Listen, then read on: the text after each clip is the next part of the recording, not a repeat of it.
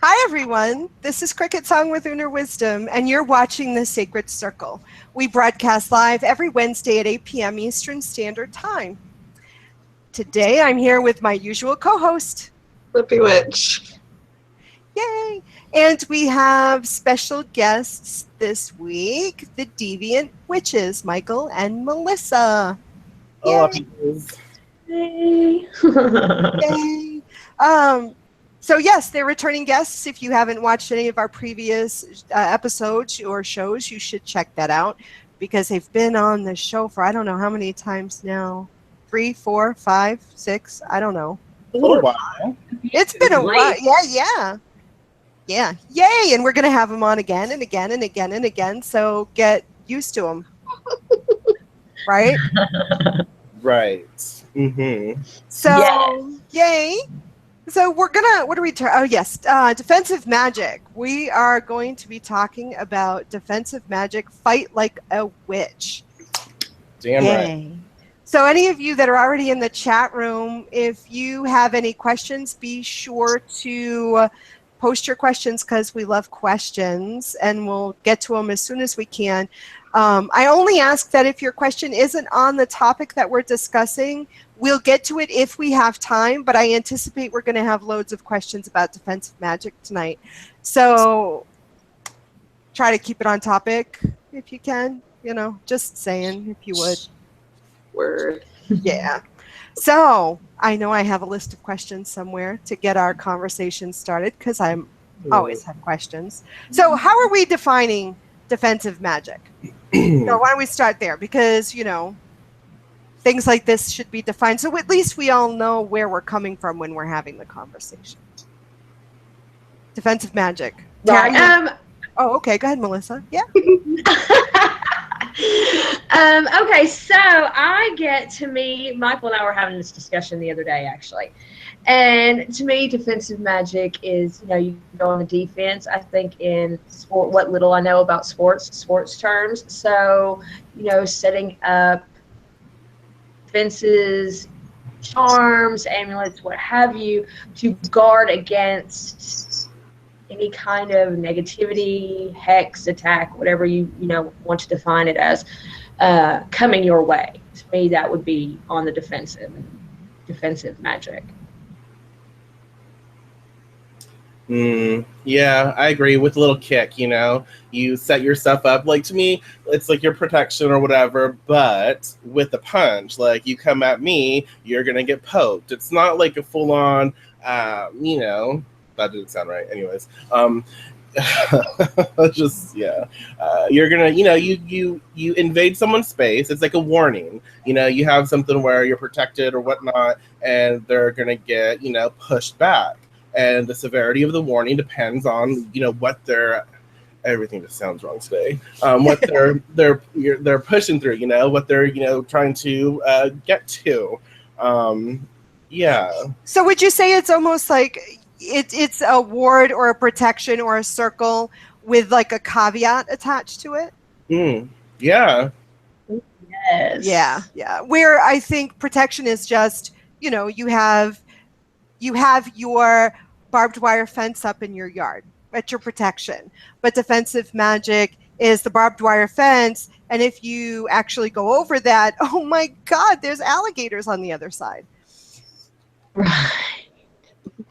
Yeah. I just always kind of think of defensive and offensive. Like, defensive, you're kind of standing still and having a wall up, and offensive is you're going on that other side of the wall and going after whomever you're wanting to go after. So one is more like self-sustaining and the other one's like going after, if that makes sense. Yeah. Right. Yeah. Where an outright, I would say with an outright curse is offensive, where Right. I feel like, and I agree with you, Michael and Melissa, where, there's like protection, which is just neutral. Then you have the defensive, which is sort of neutral with a caveat or a punch.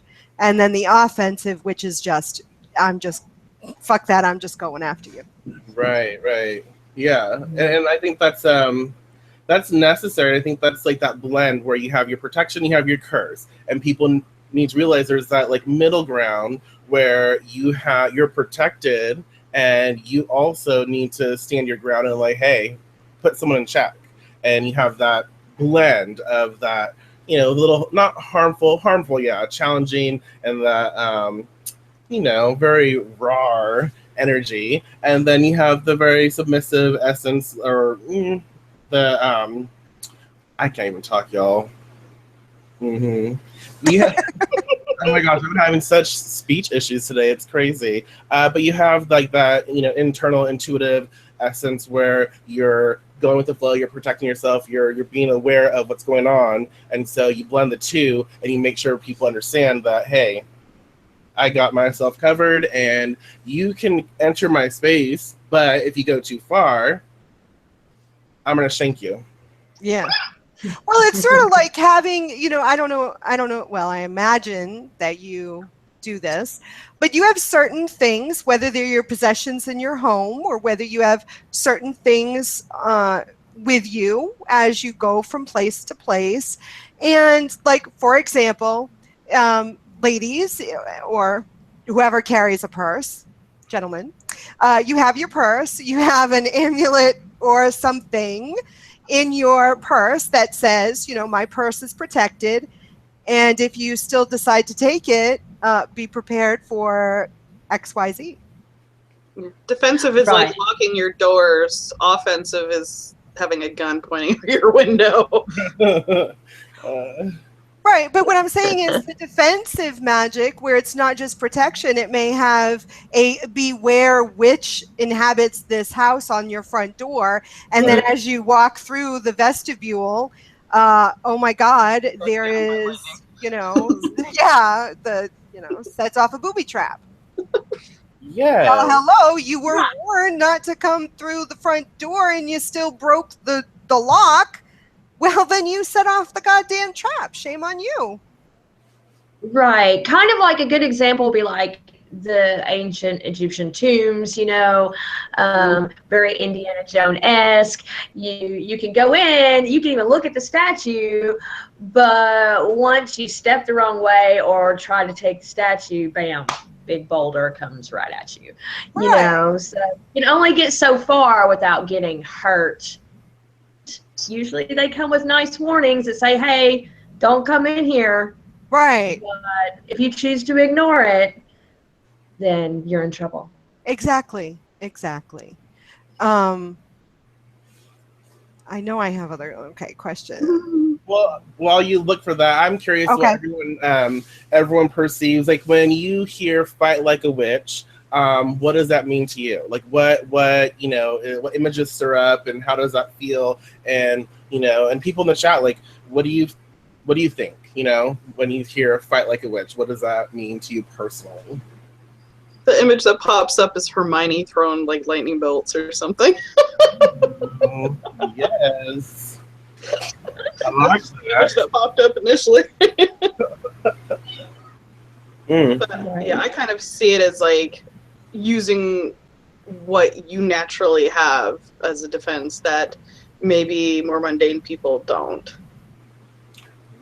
Yeah, I like that. Right, I do too. I think I kind of think of the Wicked Witch of the West with the whole "you just killed my sister with a house, so now I am releasing the flying monkeys." That's kind of the imagery. I agree. I think it's definitely doing things on the mundane level, but also doing things on the magical level. And I think it's going to look different depending on the witch, because each witch is different. But being that you are a witch, it's going to include some form of magic. I mean, if you're a witch and if you identify yourself as a witch and you are not fighting with curses, then how are you fighting? I mean, I don't know. I don't understand how you could. Right. Especially if you have that mentality of I don't curse because I don't want to influence another's will. To me, that negates every bit of magic pretty much, you know, because even if you're casting for a better job, that means that you're inflicting your will on a ton of people that are applying for that job. You're inflicting your will on the boss. I mean, perspective, obviously, but to me, if you're not fighting, and that in a way would be a form of fighting, you're fighting to win, then you're not really doing much magic. It's cause and effect. Right. Yeah. I mean, I guess I can sort of understand the perspective if you're going to cast for a job, but you may not be targeting individuals, and where that person may not feel that they are opposing their will on others because they're saying, I'm going to let the universe or let whatever they're going to call it affect it and align things synchristically so that they get a job. But if you're fighting, that means you are out there, you are on the offense and defense, and you're not using magic. A witch who isn't fighting what are they going to do? I mean, you're not fighting. You're not fighting if you're not. You're taking it. Yeah, Yeah, basically. And that's kind of like, that's the issue with, I think, a lot of people who don't find their own power is like you said, you're taking it. And as witches, we are people of power. We have influence. We know what we can do, and we can affect and influence so much that when we are put in the position where we have to fight back, where we need to stand up for ourselves and become stronger, we need to do so on all levels. And that means from like the mundane aspect as well as stepping into, you know, what we channel as witch and cast it and create and make sure to let people know that we got ourselves covered on all levels. Yeah, I agree. And actually, I mean, if you even take that whole thought process a step further, can a witch really do anything on the mundane that doesn't affect the magical? I mean, if you're true... No. I don't want to, you know, I'm trying to be PC here, but I mean, if you're truly a witch, if you are a witch, anything you do mundanely is already done on the magical. Your intention is already there. You're already doing it. I mean, whether you're doing it ritualistically, whether you're actually doing it in a cast spell, you know, the whole big thing. Well, and that's like the whole beauty of like expressing fight like a witch, is because like it makes people really think that, okay, this is who I am, and when I'm fighting, when I'm you know, standing up for myself and speaking up against or whatever, I'm witch. Like it helps connect that the mundane and the witch together, as we should already know this is who we are, but for some it's just a challenge. But yeah, everything, like you said, everything that we do is so integrated with who we are as witches that anything on the mundane, we are altering it from a very witchy standpoint. Yeah. Right, exactly. Especially when emotions kind of overflow and you become full of it. Because I don't know about y'all, but I know that whenever I get really upset, I can feel it. I can feel it just coursing through me. And it's more than just regular anger. It is magic, it is energy, it is, you know, it is sproul, it is whatever you want to call it. But I know I'm tapping in to that plane. And it's automatic because it's like my body, I'm so used to casting, I'm so used to, you know, traveling to another plane to you know, influence my surroundings and environment, that it's like an automatic or I'm extremely upset or really happy or very passionate or, you know, any kind of extreme emotion. Right. I mean, what just came into my mind and what I generally remind myself when I'm really pissed off, do you remember this scene in Practical Magic where little Sally, yes, I have to remember that scene, because if I point at you and I say whatever I'm going to say, I know it's going to manifest. I know it will. I mean, I was angry at someone. I mean, this was years ago when I realized I really had to be careful. And it was a restaurant. I was mad at the waitress. I said something under my breath, not at her, but to whoever I was about her. And she tripped, and there goes the tray of dishes she had, and haha, I mean, kind of thing. That's funny because that image has been playing around in my head. I was going to mention it, and then you did. But you know, at the same time, if you think about, let's think about our ancestors. You know, our ancestors have been through like so much, you know, suffering, pain, hardships, just because how it was back then for them. It was so challenging, and so they had to fight hard to survive. Not to thrive. They had to fight hard to survive. And then you add that to the witches who have come before us. They had it even worse. You know, to a certain extent, with what they had to deal with and what they had to process with spirits and other things. So it's like clawing out of your own grave almost. It's that process where, you know, you have to fight because that's so ingrained into, you know, our story. And when we face something that is coming against us, we have to take on, what do you say? I have the power of 1,000 or 10,000 witches. Oh yeah, you have the power of 10,000 witches behind you. Yes, and that's how you have to act. You step into that and you step up, and yeah. So I guess I'm looking at the chat. Dirty Dean has a question. What do you think of returning to sender versus neutralizing spells, and what are the consequences? So return to sender or neutralize the intention.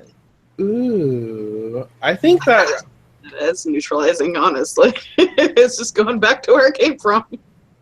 Yeah, I'm sorry, what did you say, Tara? I didn't hear the beginning of what you said. Oh, I said I think that's kind of considered neutralizing regardless because it's going back to where it came from. Yeah.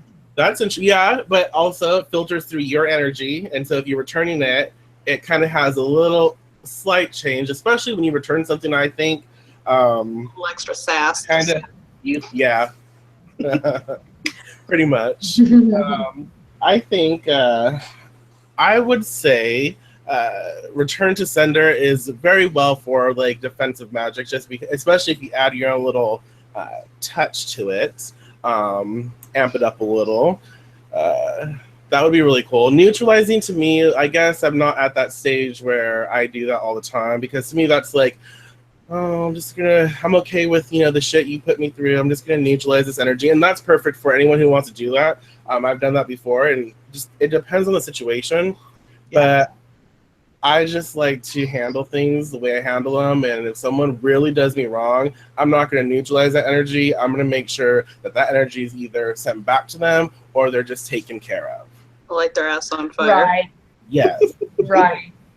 I totally agree. To me, neutralizing is more for mundane type of things, as far as like your neighbor can't stand you, so they're constantly sending these negative thoughts your way, you know, stuff like that. You know, I mean, I think most witches, or I would hope most witches, have something in their house, a charm, a protection, or whatever, that just does that anyway. And then for the more hurtful, for the more and you know, intentional attacks would be the return to sender. But like Michael said, to me, it would, for me personally, I would add something to that. Actually, that's sort of,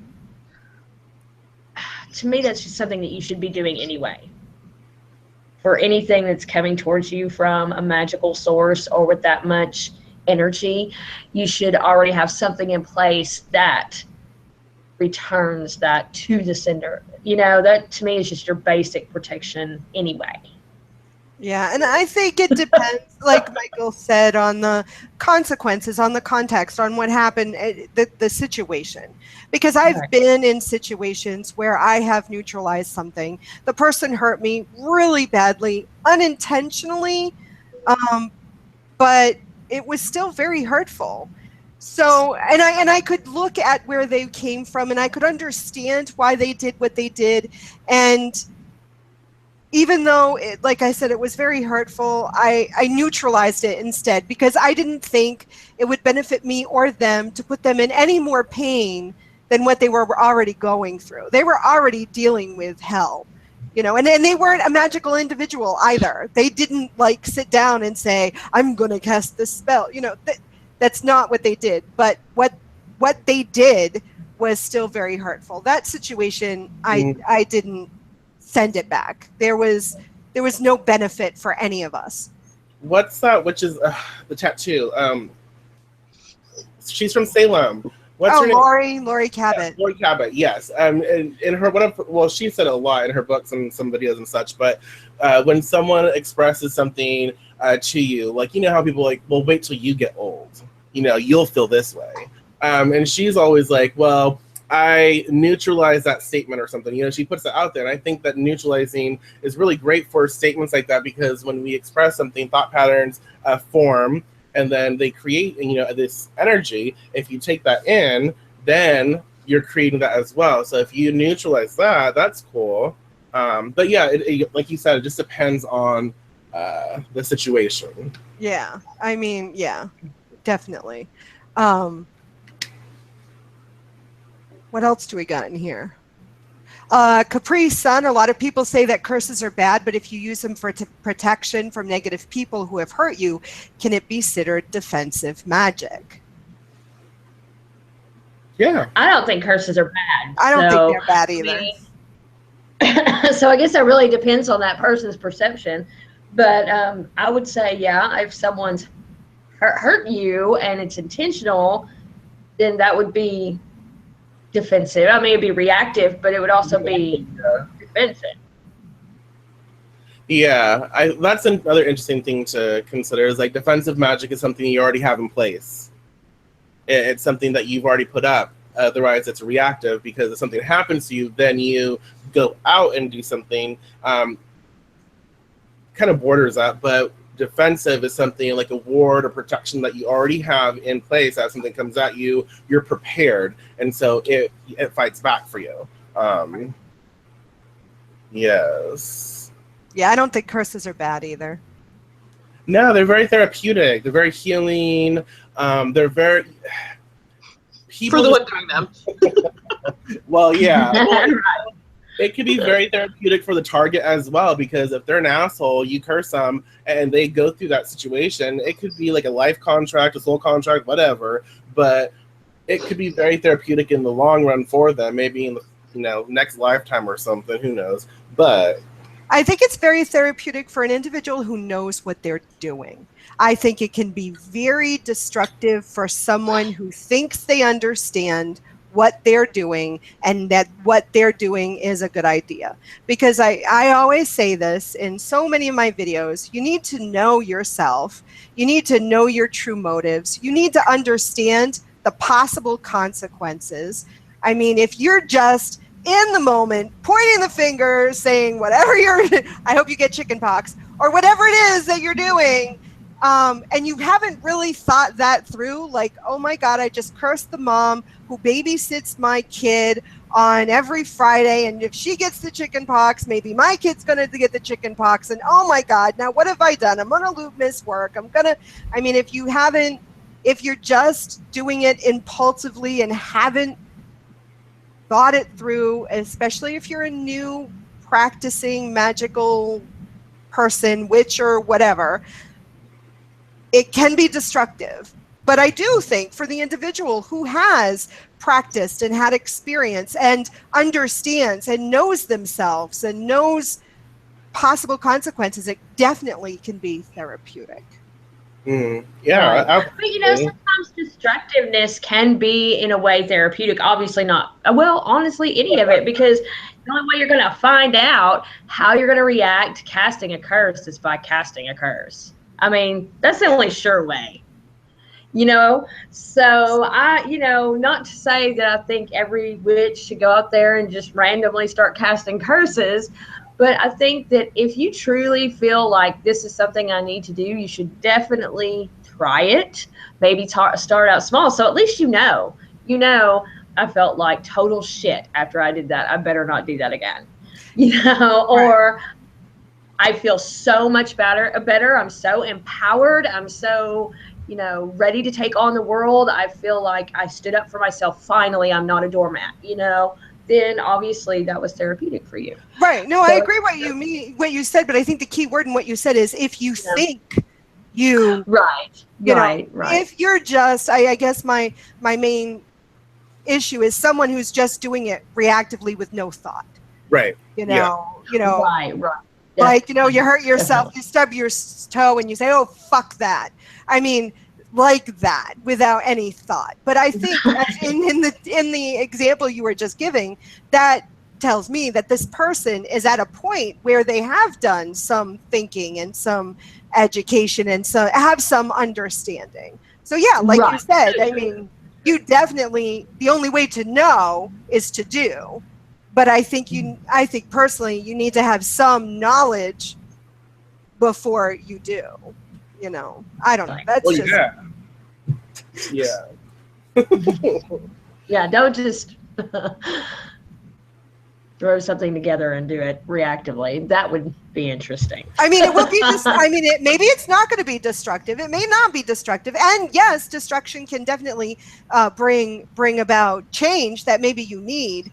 But I have seen, not to me personally, but I've had some close individuals who did curses, who did not think it through, and the destruction happened, and it was not therapeutic for them.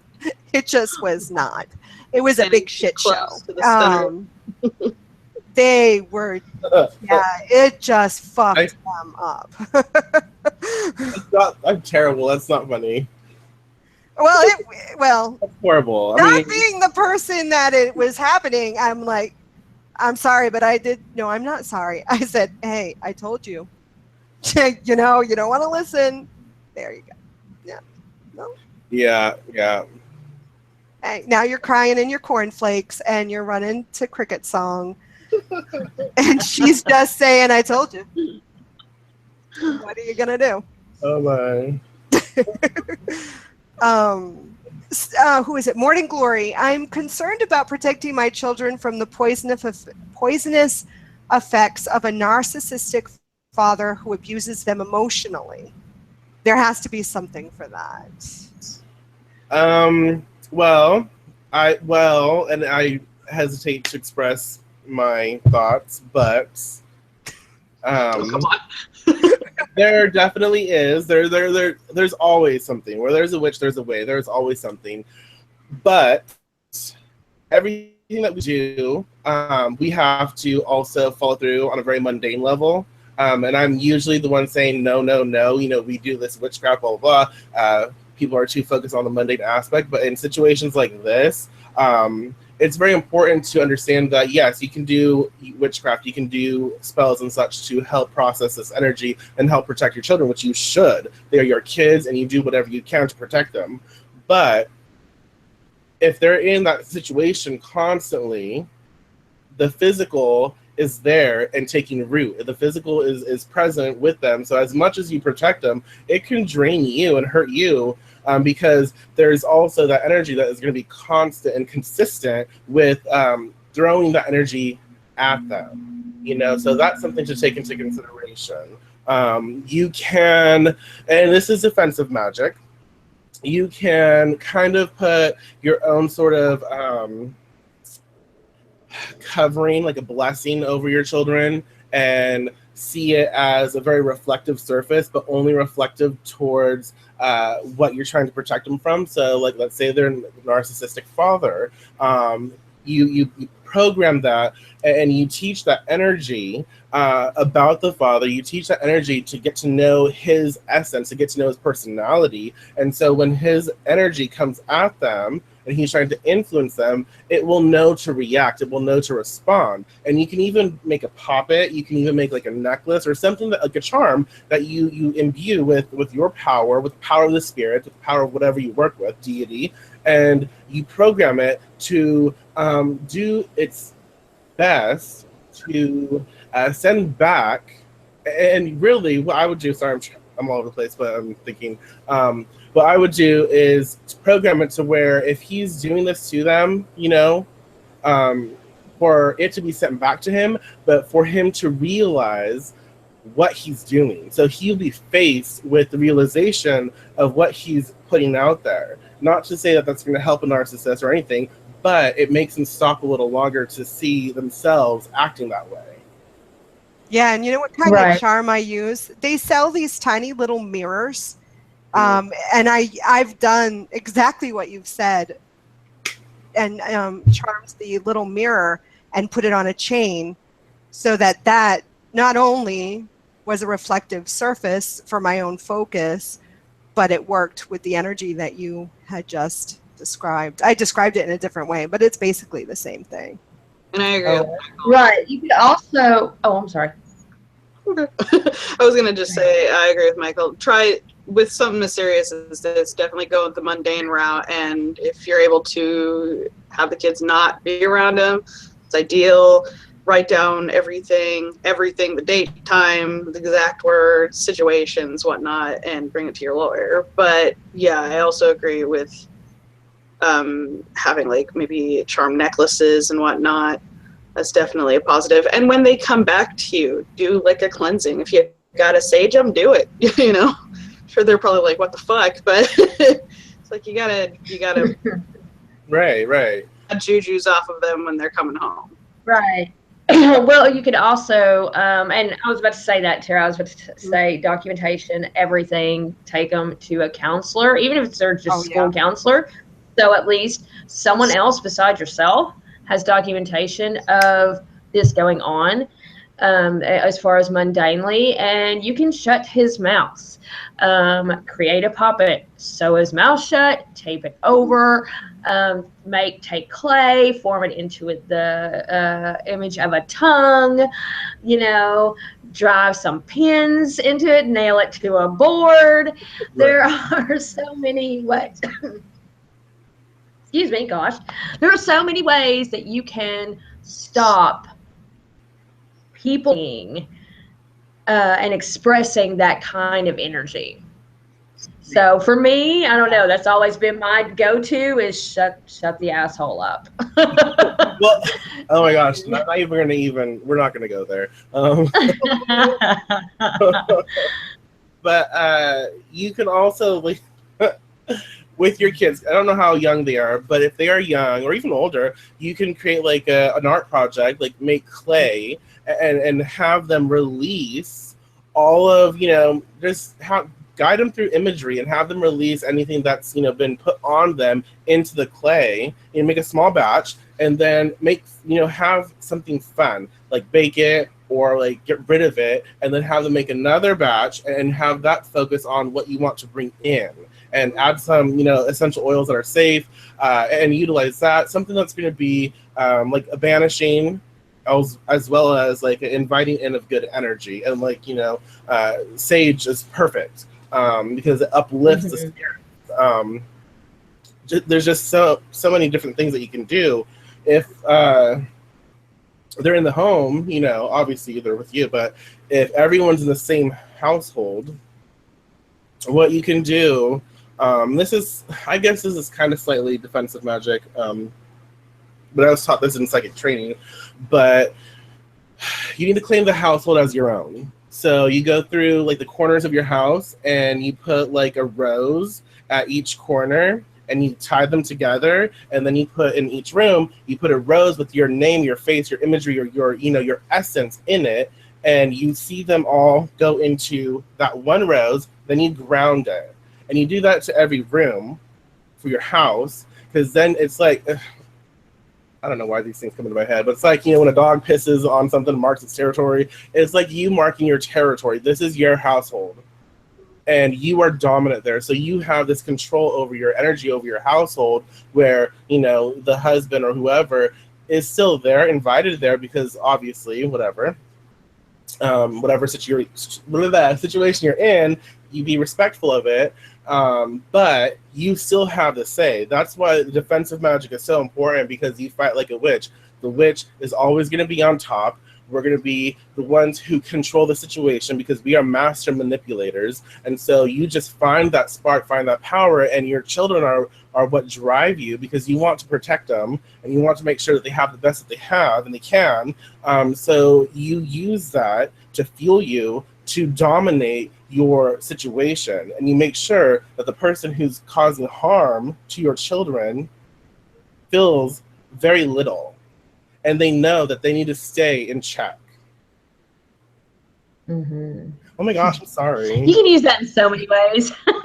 And just to be mindful of if they are coming back from another home or whatnot after you cleanse them and stuff, you got to remember bitching about the other person around them isn't healthy for the kids. Even if you're on the phone talking to someone and they're in the room and you might think they're too young to hear it, they're not, unless they're like infants. But you know, that energy is still being kind of thrown around, and just reverse all that bad stuff that the dad might be saying and doing by doing the reverse when they come back. Like, do positive affirmations, compliment, take them out to eat, just reconnect, basically. That's mundane or witchy wise, it's the best way to do it.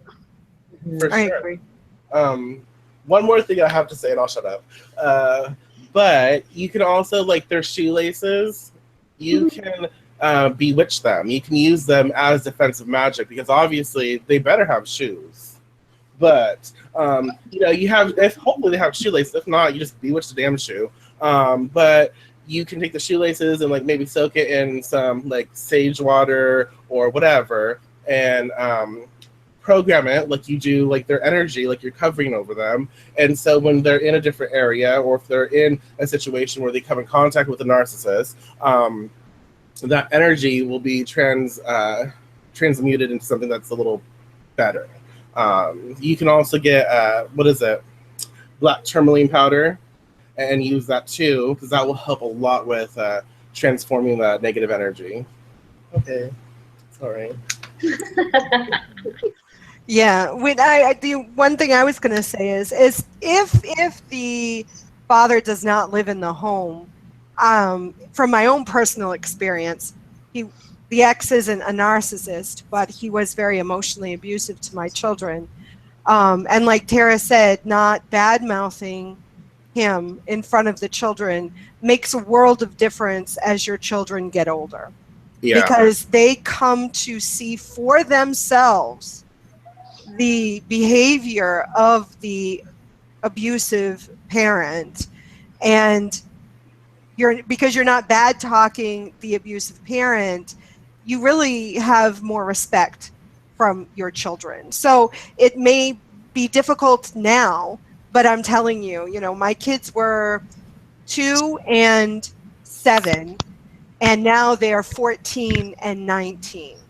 So the time they now see, and they have for the last couple of years, how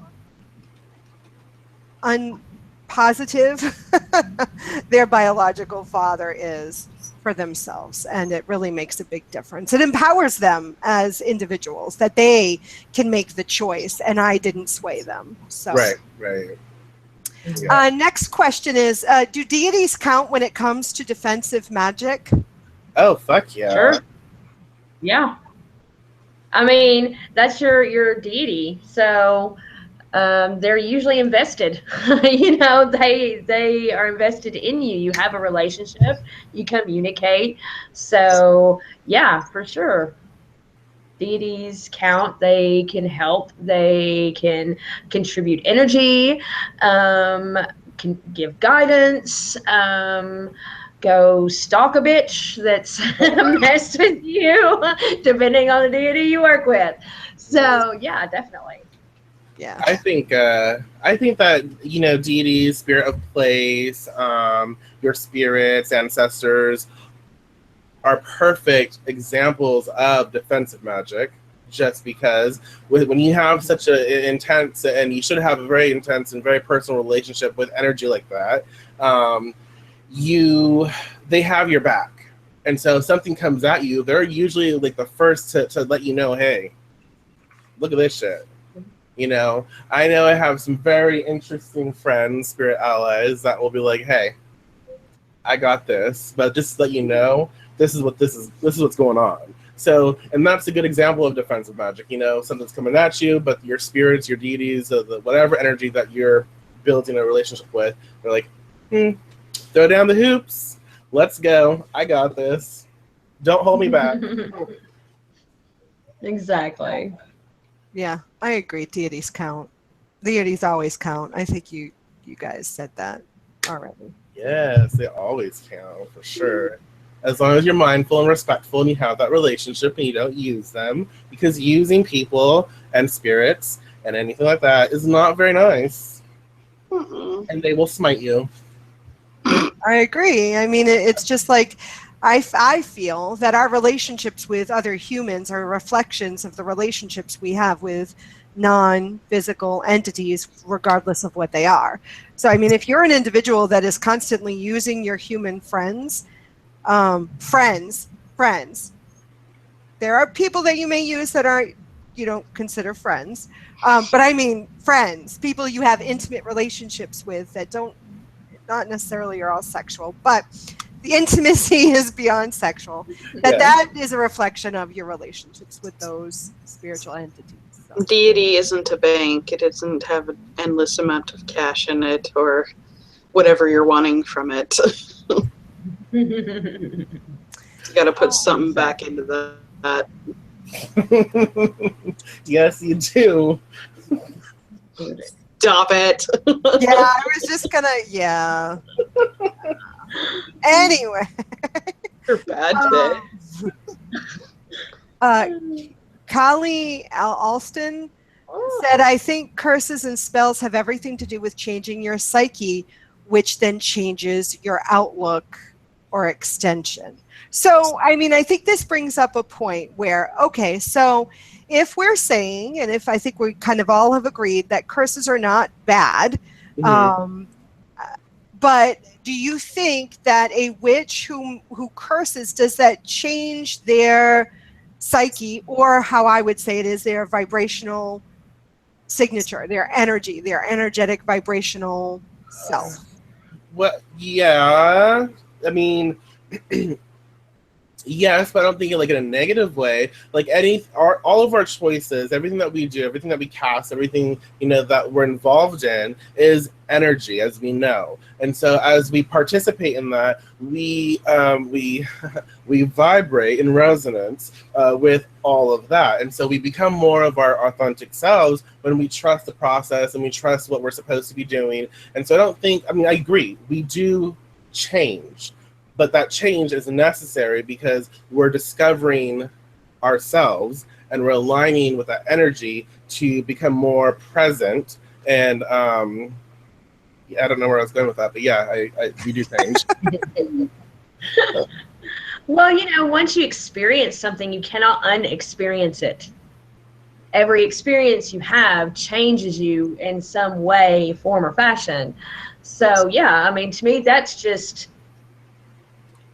true on all planes of existence. Everything that you take in, everything that you put out is going to change your way. And it's up to you if it's going to be beneficial or not. Yeah, we're ever evolving. We're not the same people we were 5 minutes ago, or even a minute ago. Yeah, God, Exactly. Can you imagine if we were? I mean, honestly, if everything I did didn't make a change within me or didn't transform me in some way, then it's a waste of my time.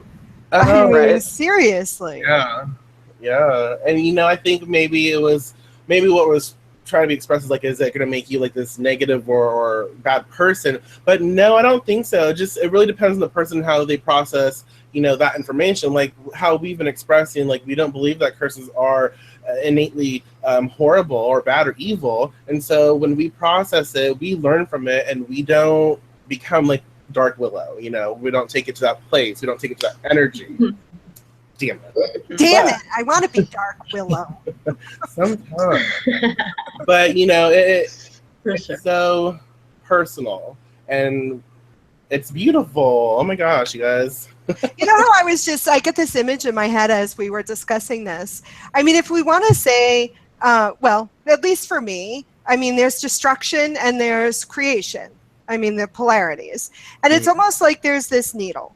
And there are curses that may be very creative or for me. There may be just spells that are kind of destructive for me. And there's this little needle that is constantly in flux from, okay, Cricket, you know, that wasn't so helpful. Oh, but look then this thing was good and then good or helpful, you know. And it's just this needle that constantly sort of swings back and forth, at least in my feeling, for me personally. And I think that's going to be different for everybody. Mm-hmm. Yeah, because even doing the same spell over and over again, it's going to have different energies and different aspects every time. Yeah, exactly. Unless you haven't learned and you haven't grown and you still are stuck and whatever your issue might be. That's terrible. I know, isn't that? That would be bad. Well, bad. Well, you know. Yeah, I know. Ghost respect. I don't know what this person's talking about. We're going to go right back on that.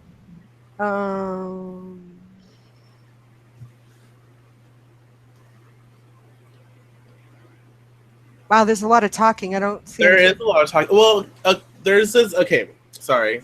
We were talking about deities, and someone said I'm sorry if I don't remember your name, y'all. I'm sorry. But someone mentioned that if you're going to be working with deity, you got to be mindful that there's always a price. And then someone asked, well, is there a price when you work with your ancestors? So why don't we address that? Because that kind of goes with what we were talking about. With spirits. Right. Well, with any energy exchange, it's an exchange. You're exchanging energy. There's exchange. You know, I mean, people say that it comes with a price. Like it's like a pound of flesh. It comes with a price, dearie. You know, exactly. Right. And that it's not always this negative thing, and it's not something that you necessarily have to stress over or worry about. But yes, I mean, if your ancestors, spirits, spirit guides, spirit familiars, deity, any kind of entity that you work with, and they help you, you know, in some way, form, or fashion, they obviously are working with you. So you're giving them something too. Mostly it is, you know, offerings, energy, time, honor, being in service, you know, I mean, it can range from anything to leaving alcohol and tobacco for them, to donating clothes in their honor to a charity, to, you know, feeding them with bodily fluids. Okay. That's just the first one. I mean, right. So far, I haven't experienced the first four, but back in the day, long time ago in history, I'm sure that happened. No doubt. Well, those legends came from somewhere. Yeah, the funny thing about that, I don't know. Spirits, indeed, in my personal experience, y'all, and y'all may be different, but it's not like they're going to do something for me and they're going to be like, oh, by the way, you owe me, like, your firstborn. Where's my money, bitch? It's more so like, okay, we're going to do this, we discuss, and it's like this understanding, this intuition, or this connection where I know what is necessary to be offered. You know, I already know up front before I do the working that I'm going to exchange something, I'm going to offer something, I'm going to give something, and I already know what that is going to be. Yeah, even the devil makes you sign the book before you do anything. I mean, It's like you sign the contract before the action is taken. I mean, if you're doing something without knowing what the price is before you're getting the help, then you're a fool and you deserve whatever the consequences are. And then that really, now to be serious about it, that kind of goes hand in hand with what I mean to know to know yourself, to know the situation, to know the possible consequences, to know the deities that you're working with if you're going to ask deity or the ancestors, having that conversation. And honestly, my feeling is you better have a relationship going on before you start snapping your fingers and thinking that they're going to help you do anything. Right. I mean, that's like calling up. They don't owe you anything. Exactly. It's like calling up your neighbor who you never introduced yourself to and saying, can I borrow? No, not even saying, can I borrow the car? I'm taking your car. Right. And I'm calling the cops. What? Are Right. you fucking serious? Right. Yeah. Not to mention, if you think a deity or entity is helping you and you aren't doing anything and you think that this is like an okay thing, I promise you something's going on, and you may want to look at that a little closer because you're getting something taken away. Yeah. So don't think, oh, well, I have this great relationship with my goddess and she just helps me out and I don't give her anything. But I'm always Obviously, tired. that's not the case. And my job is not going that great. You And know? my boyfriend's an I'm asshole. constantly Right. So, yeah. I don't know what happened. He just The cheese fell out the other day. He was so nice. He was so nice when we first met, and he moved in, and now he's like a big dick. But my goddess, she is just always so nice. You're right. And that's interesting. You know, I guess we're kind of getting off a little, but that's interesting that you say that because I've seen a lot of people and I've experienced a lot of people who have done exactly that, and their whole focus is on their deity and usually their goddess. So perfect, so great, so good to me, and yet everything around them is unraveling and falling apart. And when you come to find out, they don't do anything for their deity, their goddess. Mm-hmm. I hear Besides you. talk them up. I hear you. Yeah, Oh my gosh, I can think of, yeah. yeah. I can think of so many I know people what you're that thinking fits. And I can think of so many yeah, people and that's why that it's fits. important to have that connection and to be respectful, because when you're doing defensive magic, you need to offer give and take, you know, ebb and flow. So you need to make Equivalent exchange. yes. I mean, come on. Right. Haven't you all seen Full Metal Alchemist? I mean, come on. Oh no. Right? Stop. The nerd is real. Oh. Coming out. Yeah, I can't help it. I'm sorry.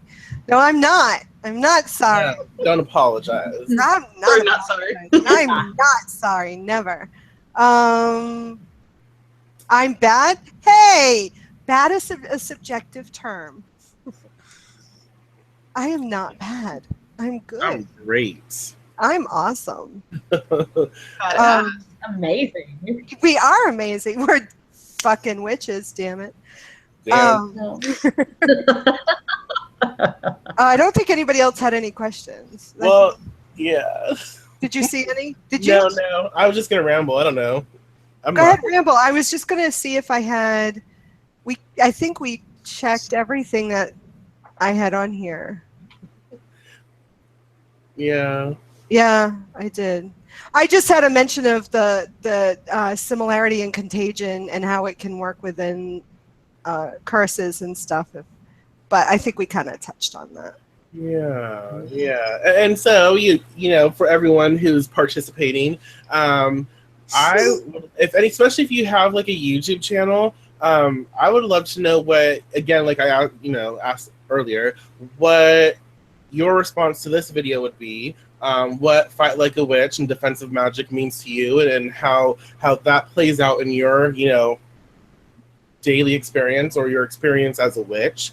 I'd be interested to see what y'all come up with, like blog posts or, you know, videos or anything like that, because I think it's something that we don't talk enough about.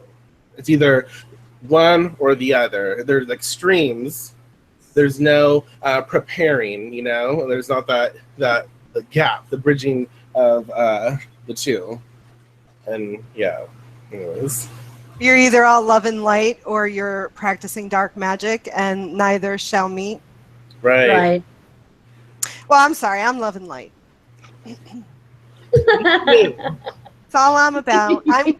Oh, I eat babies. I don't know what y'all are talking about. I'm gonna push your head back into the gopher hole.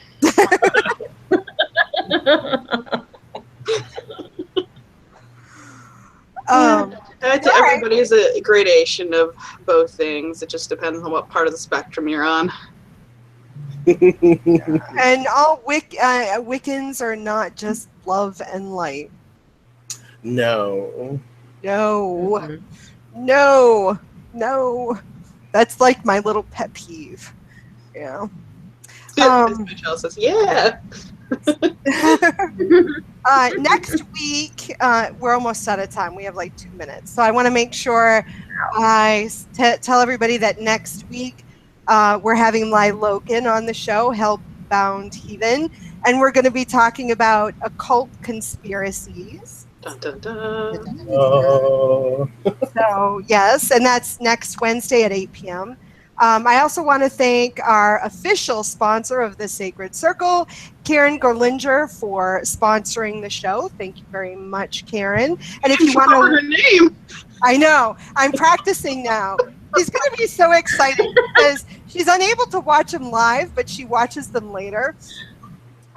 So if you're interested in being an official sponsor of the Sacred Circle or Lunar Wisdom, please check out my Patreon page. You can find the links on any of my videos. They're everywhere.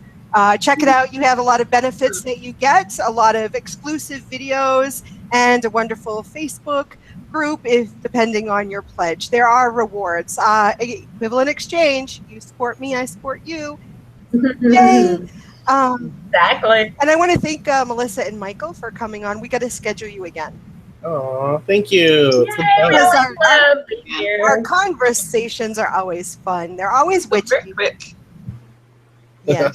And I want to thank everybody out there for being in the chat. Now the chat is like bam, bam, bam, going really Of course it is. Of course, right? And if you're watching this on the recorded video, thank you for watching. I love you all. I guess we have to go now. Beautiful show. It was a beautiful show. Yay. Love you.